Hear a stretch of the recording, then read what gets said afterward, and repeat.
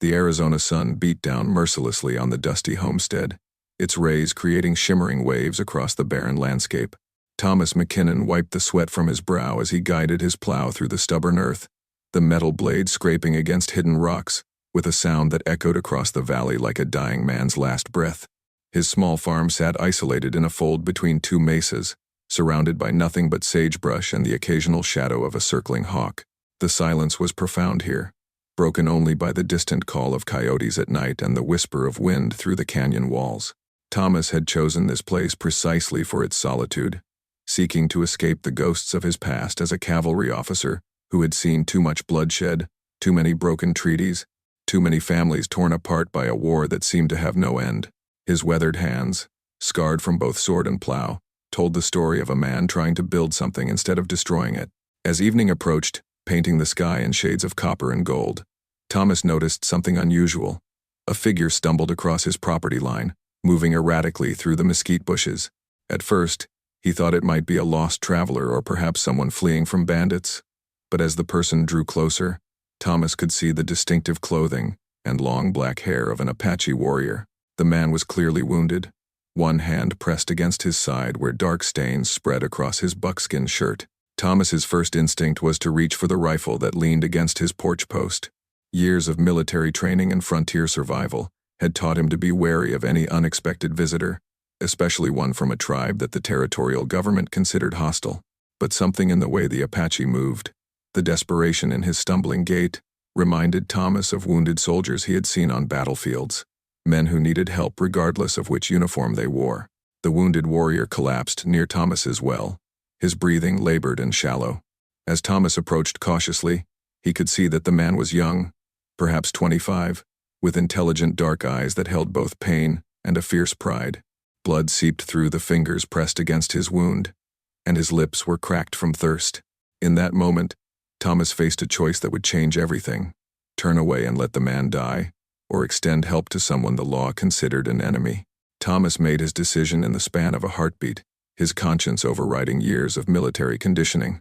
He set down his rifle and approached the fallen Apache with empty hands raised, speaking in the few words of Apache he had learned during his cavalry days. "Friend," he said slowly, using the word shikis he remembered from peaceful encounters with scouts. "I help." The wounded man's eyes widened with surprise and suspicion. His name was Aishan, which meant little boy in his language, though there was nothing childlike about the hardened warrior who lay bleeding in the dust. He had been fleeing for 3 days from a cavalry patrol that had ambushed his small hunting party, killing his companions and pursuing him relentlessly across the desert. A bullet had grazed his ribs, and exhaustion threatened to claim him where the soldiers' guns had failed. Thomas carefully helped Aishan to his feet, supporting the warrior's weight as they made their way to the small cabin. The interior was sparse but clean, with a single room that served as kitchen, bedroom, and workshop. Thomas guided Aishan to his own bed, then fetched water and clean cloth to tend the wound. As he worked, washing away dried blood and applying pressure to stop the bleeding, both men remained silent, each lost in their own thoughts about the strangeness of the situation. The bullet had carved a shallow furrow along Aishan's ribs, painful but not fatal. Thomas cleaned the wound with whiskey, causing the Apache to clench his teeth but make no sound. As he wrapped the injury with strips torn from his own shirts, Thomas found himself remembering other wounded men he had treated, soldiers from both sides of conflicts who had needed nothing more than basic human compassion in their darkest moments. Outside, the sun disappeared behind the mesa walls, leaving the world painted in shades of purple and silver. Coyotes began their evening song, and somewhere in the distance, an owl called out its haunting question to the night. Thomas prepared a simple meal of beans and cornbread, sharing it with his unexpected guest while they communicated through gestures and the few words they shared in common. Trust grew slowly between them, like a fragile plant in desert soil, nurtured by shared food and the universal language of kindness shown to a stranger in need. For 3 days, Thomas harbored the wounded Apache, moving him to the barn whenever he spotted dust clouds on the horizon that might signal approaching riders. The cavalry patrol searching for Aishan passed by twice, their questions sharp and their suspicions barely contained. Lieutenant Morrison, a young officer with eyes like winter frost, seemed particularly interested in Thomas's property.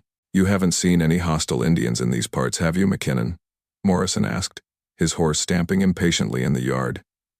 "We're tracking a dangerous Apache who killed 2 of our scouts. There's a $50 reward for information leading to his capture." Thomas met the lieutenant's gaze steadily, his weathered face revealing nothing of the conflict raging within him. "Haven't seen anyone but you boys and the occasional prospector," he replied, the lie sitting heavy on his tongue. Behind the lieutenant, 5 dusty soldiers waited with their hands resting casually on their weapons, their faces bearing the hard expressions of men who had spent too long in hostile territory. After the patrol rode away, Thomas found Aishan sitting up in the barn, his hand resting on the knife at his belt. The Apache had heard every word of the conversation, understanding more English than he had initially let on. In halting but clear words, he spoke to Thomas for the first time since his arrival. "You could have gold," Aishan said, his voice rough from disuse. "Why you help enemy?" Thomas was quiet for a long moment, watching dust motes dance in the shafts of sunlight that penetrated the barn walls. "War makes enemies," he finally said, "but bleeding makes brothers." He paused, then added, "I've seen too much killing. Sometimes a man has to choose what kind of person he wants to be." Aishan nodded slowly, understanding passing between them like a bridge built of shared humanity. He told Thomas his story then, speaking in careful English mixed with Apache words.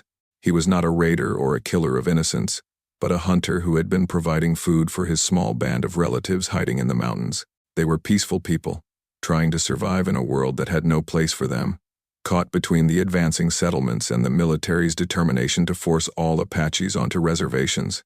As night fell on the 3rd day, both men knew that Aishan was strong enough to travel. The Apache's wound had healed well under Thomas's care, and the immediate danger from the patrol had passed. But their brief companionship had created something neither had expected, a bond of respect and understanding that transcended the artificial boundaries of race and conflict. On the morning of the 4th day, Aishan prepared to leave. He had fashioned a sling for his injured arm and tested his strength by walking around the barn. The fever that had burned in him for the first 2 days was gone, and his eyes had regained their sharp alertness. Thomas provided him with dried beef, water, and a warm blanket, supplies that could mean the difference between life and death in the unforgiving desert. As they stood outside the barn in the pre-dawn darkness, Aishan reached into his leather pouch and withdrew something that gleamed in the faint starlight. It was a piece of turquoise, perfectly carved into the shape of a bear, no larger than a man's thumb but clearly the work of a master craftsman. The stone was the deep blue-green of mountain lakes, shot through with veins of silver matrix that seemed to hold their own inner light.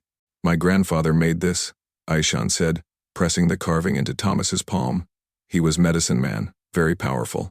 This bear spirit will protect you, bring good fortune." He paused, struggling with the English words to express something important. "You saved my life. This is payment of debt." Thomas tried to refuse the gift, but Aishan insisted with the quiet dignity that Thomas had come to associate with the young warrior. "Among my people," Aishan explained, "gift must be accepted or the giver is shamed. You have shown honor. Now you must accept honor in return." Before leaving, Aishan shared one final piece of information. "My band is led by my uncle, Nantan Lupan," he said. "In your language you call him Grey Wolf. Tell him you are friend to Aishan if you are ever in need. He will remember this kindness." Then, like smoke dissipating in morning wind, the Apache disappeared into the landscape, moving with a silence and grace that seemed almost supernatural. Thomas stood alone in his yard, the turquoise bear warm in his palm, watching the eastern horizon lighten from black to deep purple to gold. He felt changed by the experience, as if something fundamental had shifted in his understanding of the world. The carved bear seemed to pulse with its own heartbeat, and Thomas found himself believing, perhaps for the first time in years, that there might be more magic in the world than he had previously imagined. Number. Part 5. Summer passed into autumn, and autumn into winter, with Thomas's life settling back into its familiar rhythms of solitude and honest labor. He wore the turquoise bear on a leather cord around his neck, hidden beneath his shirt, and sometimes in the evening, he would take it out and study its intricate carving by lamplight. The bear's eyes seemed to watch him with an ancient wisdom, and he found comfort in its presence during the long, lonely nights. The winter was harsh, bringing early snows and temperatures that drove even the hardiest animals to shelter. Thomas's small herd of cattle struggled to find forage, and he spent long days breaking ice on the water troughs and hauling hay from his meager reserves. His isolation, which had once seemed like a blessing, now felt like a burden as supplies ran low and the nearest town lay 2 days' hard ride through treacherous mountain passes. It was during the worst blizzard of the season that disaster struck. Thomas was returning from the barn after checking on his animals when he slipped on a patch of hidden ice. His leg twisted beneath him with a sickening crack, and pain shot through his body like lightning. He managed to crawl back to his cabin, but when he tried to stand, agony drove him to his knees. The leg was clearly broken, and he was alone in a wilderness where the nearest help was impossibly far away. For 2 days, Thomas lay in his cabin, rationing his water and the few supplies within reach. The pain in his leg was constant and severe, but worse was the growing realization that he might die here, alone and forgotten. The storm continued to rage outside, piling snow against his windows and door until the cabin felt like a tomb. His fever climbed, and he began to slip in and out of consciousness, sometimes dreaming that he heard voices calling his name through the wind. On the 3rd day, when Thomas had begun to accept that these might be his final hours, he heard something that couldn't be attributed to fever dreams or wishful thinking. The sound of horses approaching, their hooves muffled by deep snow but unmistakably real. Through his frost-covered window, he saw riders emerging from the storm like figures from a legend, their forms wrapped in heavy blankets and moving with purpose toward his cabin. The door opened with a crash of wind and snow, and Thomas found himself looking up at a face he recognized despite the months that had passed. Aishan stood in the doorway, older and more weathered than before, but with the same intelligent dark eyes. Behind him were 3 other Apache warriors, including an older man whose presence seemed to command immediate respect from the others. "You are hurt, friend," Aishan said, kneeling beside Thomas's makeshift bed. His English had improved considerably during their months apart, and he quickly assessed the situation with the practiced eye of someone accustomed to treating injuries in the field.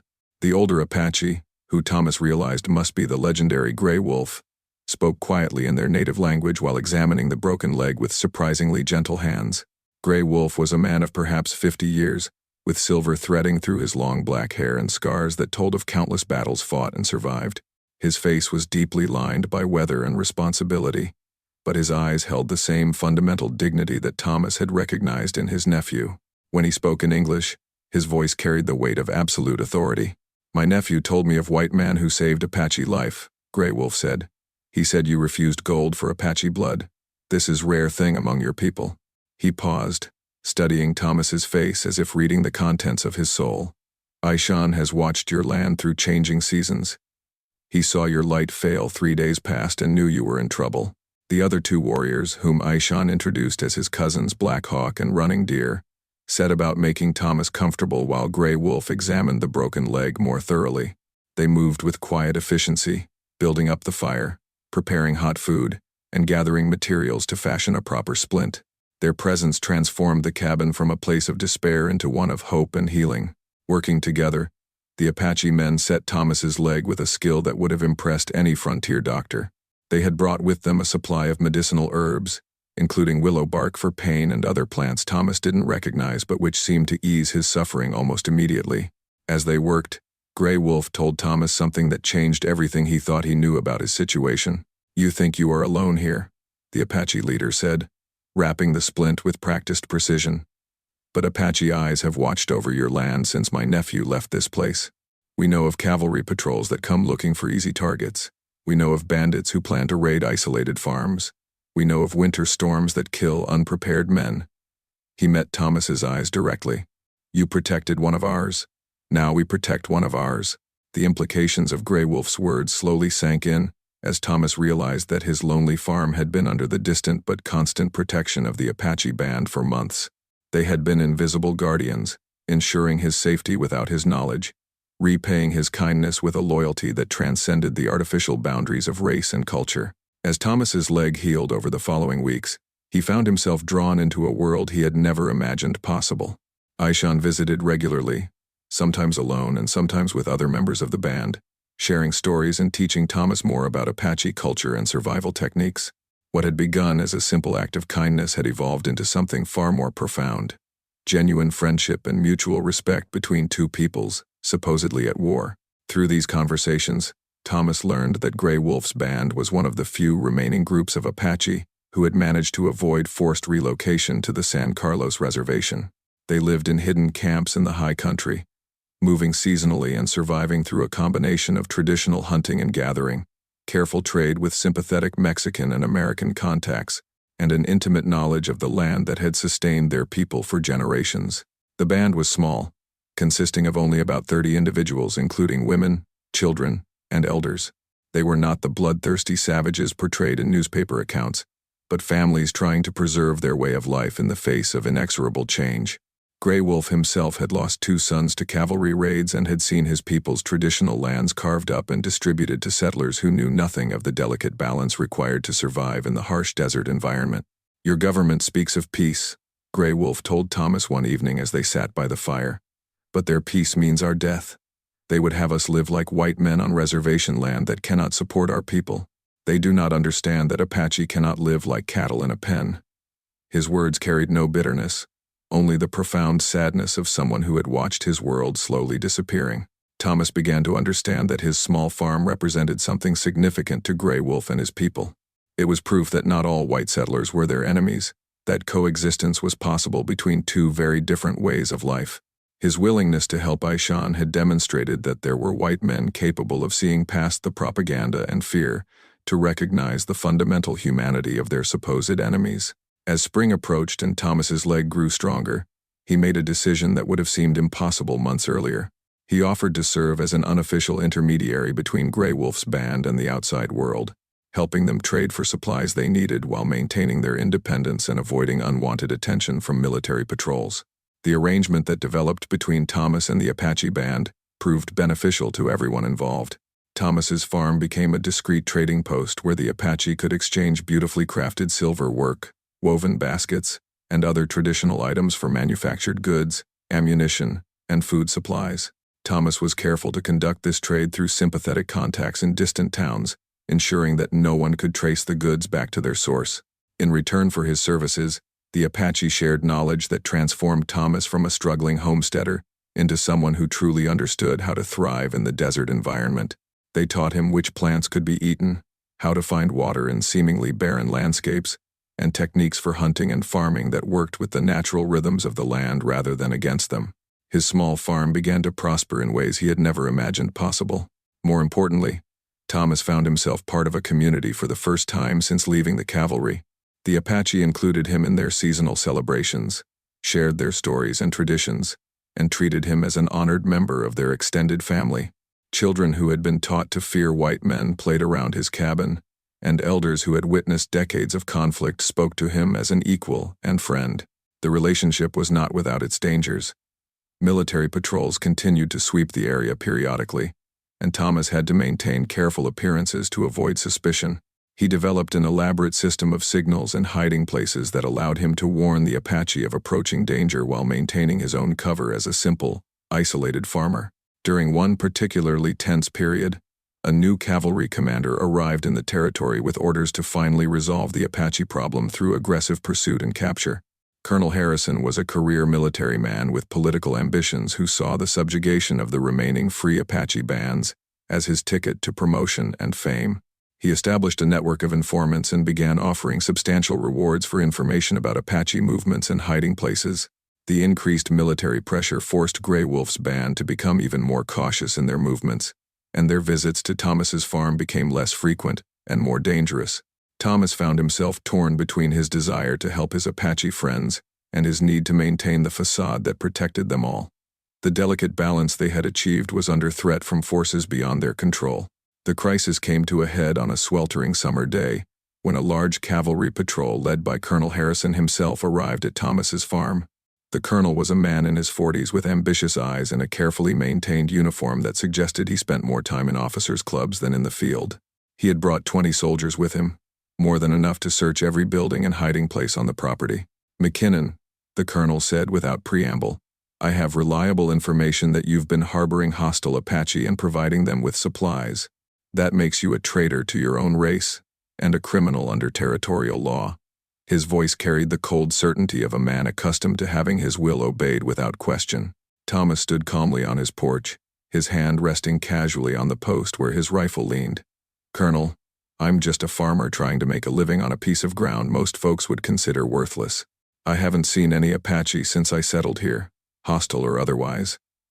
The lie came smoothly, backed by months of practice at maintaining his cover. But Colonel Harrison was not so easily dismissed. He ordered his men to search every building on the property while he questioned Thomas more aggressively.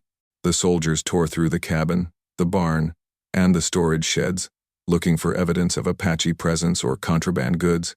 They found nothing, because Thomas had long ago established secure hiding places that even careful searches would not reveal.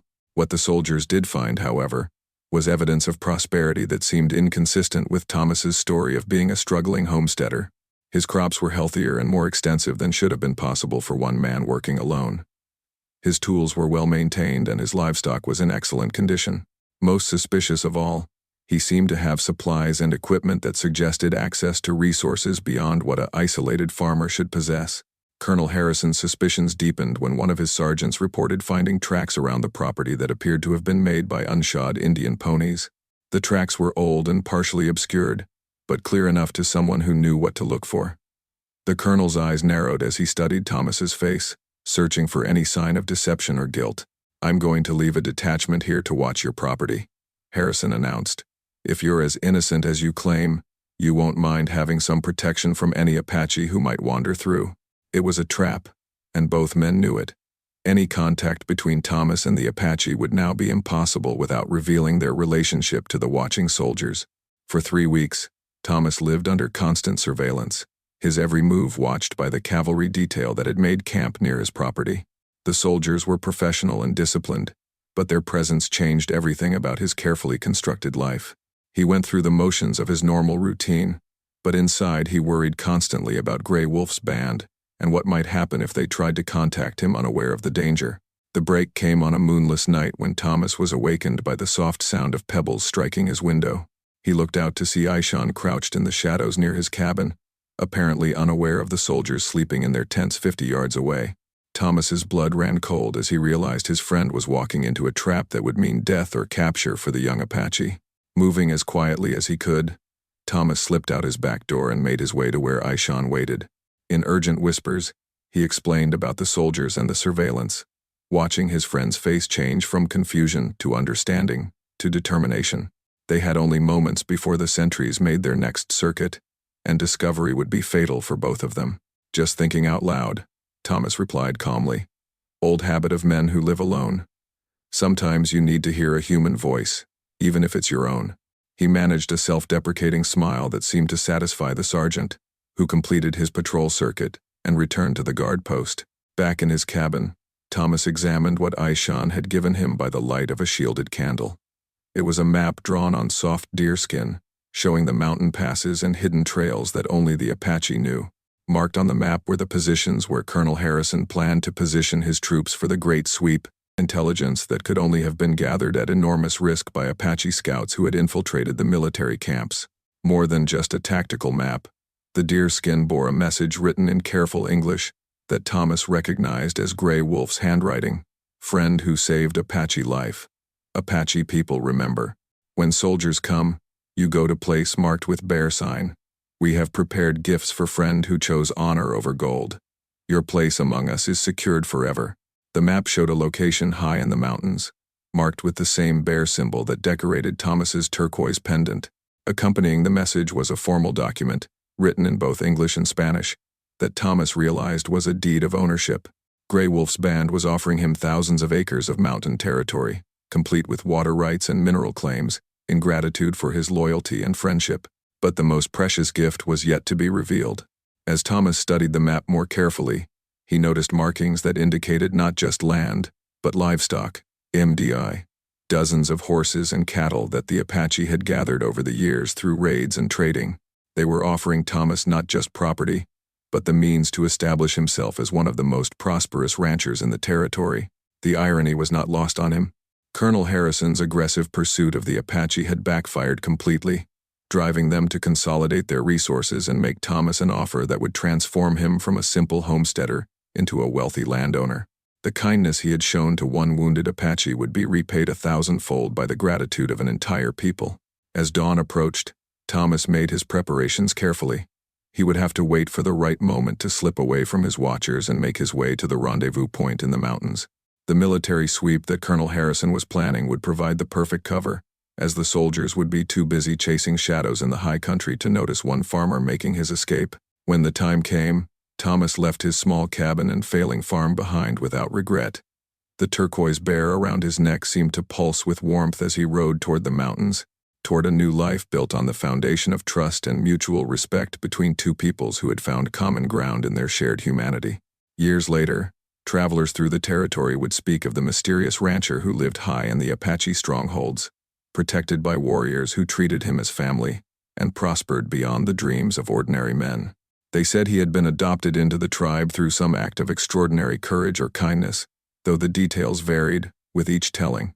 Thomas McKinnon never corrected these stories, preferring to let legend grow around the simple truth that sometimes, in a world divided by fear and hatred, one act of compassion can bridge any divide and create bonds stronger than blood.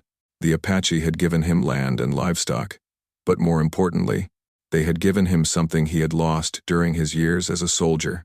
They had given him back his faith in the fundamental goodness that exists within all people, waiting only for the courage to act upon it. In the end, the colonel's great sweep captured nothing but empty camps and cold trails, while Grey Wolf's people melted away into the landscape they knew so well, taking their new white brother with them into a life of freedom and prosperity that no government could touch or taint. The debt of kindness had been repaid in full, creating a legacy that would endure long after the cavalry posts were abandoned and the frontier had passed into history.